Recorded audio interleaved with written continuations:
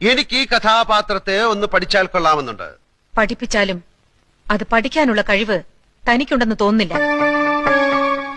സ്ത്രീ തന്റെ ആജന്മ ശത്രുവാണെന്ന് പറഞ്ഞല്ലോ. തന്റെ അമ്മ തന്റെ ശത്രുവാണോ? പെങ്ങള് ശത്രുവാണോ? അതോ അമ്മ പെങ്ങന്മാരൊന്നും ഇല്ലാത്തവനാണോ താൻ? തന്റെ പൈങ്കിളി നോവലിലെ ഏതു നേരം ദിവാസ്വപ്നം കണ്ടുകൊണ്ട് നടക്കുന്ന വിഡ്ഢിക്കോതയല്ല യഥാർത്ഥ സ്ത്രീ. ഒരു പുരുഷനും യഥാർത്ഥ സ്ത്രീ അറിയില്ല, അവളുടെ മനസ്സറിയില്ല. IAS-കാരനായ കളക്ടർ മുൻപിൻ നോക്കാതെ എന്നെ സസ്പെൻഡ് ചെയ്തു. കാരണം സ്ത്രീ അറിയാനുള്ള പഠിത്തം ആ ഇഡിയറ്റിനുമില്ല. എന്തുകൊണ്ട് ഞാൻ ഇയാളെ പൂട്ടിയിട്ടു? പൂട്ടിയിടുമ്പോ എന്റെ മനോവികാരം എന്തായിരുന്നു? അത് ചോദിക്കാനുള്ള ബുദ്ധി പോലും അയാൾക്കില്ല.